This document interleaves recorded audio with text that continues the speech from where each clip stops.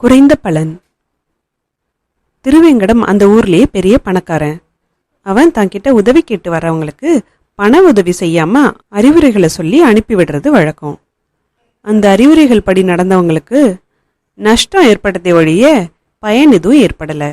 ஒரு முறை திருவேங்கடத்தோட பக்கத்து வீட்டுக்காரனான ஐயாசாமிக்கு ஏதோ ஒரு நோய் வந்துச்சு.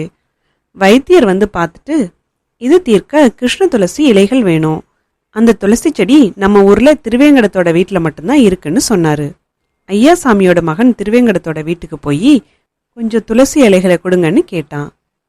திருவேங்கடமோ, ஐயோ, துளசி இலைகளை பறிக்கிறது மகா பாவம், நான் அதை செய்ய மாட்டேன். இந்த ஊர் கோவிந்த கடையில இந்த செடியோட விதைகள் விலைக்கு கிடைக்கும், அதை வாங்கி உங்க வீட்டு கொல்லையில போட்டா துளசி செடிகள் முளைக்கும், அதுல இருந்து இலைகளை கிள்ளி எடுத்துக்கன்னு சொல்லி அனுப்பிட்டான். ஐயாசாமியோட மகன் கிருஷ்ண துளசி கிருஷ்ண துளசின்னு ஜபிச்சுக்கிட்டே கோவிந்தனோட கடைக்கு போனான். வழியில அவனை பார்த்த ஒரு யோகி அவன் அப்படி சொல்றதோட காரணம் கேட்டு, திருவேங்கடம் உனக்கு நல்ல அறிவுரை தான் வழங்கியிருக்கான், நீ அதன்படியே செய்யின்னு சொன்னாரு. ஐயாசாமியோட மகன் யோகியும் திருவேங்கடம் சொன்னதே சொன்னதுனால நம்பிக்கை அடைஞ்சு கோவிந்தனோட கடையிலிருந்து துளசி விதைகளை வாங்கிட்டு போய் தன்னோட வீட்டு கொல்லப்புறத்துல தெளிச்சான். அவையெல்லாம் மறுவினாடியே பெரிய செடிகளா மாறிடுச்சு. அதோட இலைகளை பறிச்சு மென்னு ஐயாசாமி குணமடைஞ்சிட்டான்.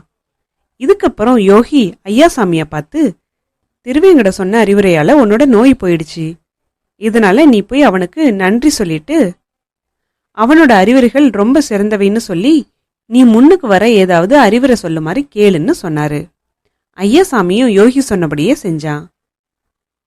திருவேங்கடமும், ஐயாசாமி, உன்கிட்ட உள்ள பணத்தை எல்லாம் மூட்டையா கட்டி அத உன்னோட வீட்டு கொள்ளையில புதைச்சு வை, அங்கு பண மரம் வளர்ந்து அதுல காசுகளாக காய்க்கும்னு சொன்னான். அதை கேட்டுட்டு ஐயாசாமி யோகிய பார்த்து, அந்த திருவேங்கடம் அயோக்கியன், என்னோட பணத்தை புதைச்சா பண மரம் முளைச்சி காசுகளா காய்க்குமா, என்ன அவன் முட்டாள்னு நினைச்சிட்டான்னு ஆவேசமா சொன்னான். யோகியும் சிரிச்சுக்கிட்டே, அவன் நல்ல அறிவுரை தான் சொல்லியிருக்கான், அவன் சொன்னபடியே செய்யின்னு சொன்னாரு. யோகி சொன்னதுனால ஐயாசாமி திருவேங்கடம் சொன்னது போல செஞ்சான். அவன் தன்னோட வீட்டு கொள்ளையில பணத்தை புதைச்சதும் உடனே ஒரு பெரிய மரம் வளர்ந்துருச்சு. அதோட கிளைகள்ல ஏராளமான காசுகள் காய்ச்சி தொங்குனது. அப்போ யோகி, நீ இந்த காசுகளை எல்லாம் பறிச்சு வச்சுக்கிட்டு நீண்ட காலம் சுகமாக வாழு, நாளைக்கு காலையில இந்த மரமும் கிருஷ்ண துளசி செடிகளும் மாயமா மறைஞ்சிடும்னு சொன்னாரு. ஐயாசாமி அவரை வணங்கிட்டு, சுவாமி, இதெல்லாம் உங்க மகிமையால தானே நடந்துச்சு, அந்த அயோக்கியன் திருவேங்கடம் சொன்னதுனால இல்லைன்னு சொன்னான். யோகியும், நீ திருவேங்கடத்தை தப்பா நினைச்சுக்கிட்ட, அவன் மகா புண்ணியவான்னு சொல்லிட்டு போயிட்டாரு. ஐயாசாமியும் காசுகளை பறிச்சுட்டு சுகமா வாழ ஆரம்பிச்சான். ஐயாசாமி நல்லவன், அதனால தாங்கிட்ட உதவி கேட்டு வர்றவங்களுக்கு எல்லா விதத்திலும் உதவி செஞ்சு வந்தான். கொஞ்ச நாட்களுக்கு அப்புறம் ஆறுமுகம்ங்கிறவ ஐயாசாமி கிட்ட வந்து, இன்னைக்கு திருவேங்கடம் ஊர்ல இல்ல, அதான் உன்கிட்ட வந்தேன், ஒரு 10 ரூபாய் கடனா கொடுன்னு சொன்னான். ஐயாசாமியும், நான் உனக்கு 10 ரூபாய் வேணும்னா கொடுக்கறேன், ஆனா நீ ஏன் திருவேங்கடத்தோட பேரை சொல்லி அவனை அனாவசியமா பெரிய மனுஷனாக்குறன்னு கேட்டான். ஆறுமுகமும் முகத்தை சொல்லிச்சுக்கிட்டே, இவ்வளவு நாளா உன்ன ஒரு பெரிய மனுஷன் நினைச்சுக்கிட்டு இருந்தேன், திருவேங்கடத்துக்கிட்ட பணம் கேட்டா ஏன் எதுக்குன்னு கூட கேட்காம கொடுத்துடுவான், அவன் எங்க நீ எங்கன்னு சொன்னான். ஐயாசாமி ஆறுமுகம் கேட்ட பணத்தை எடுத்து கொடுத்துட்டு திருவேங்கடம் பத்தி ஊர்ல விசாரிச்சோன்னே அவனுக்கு நல்ல பேர் இருக்கிறது தெரிஞ்சுது.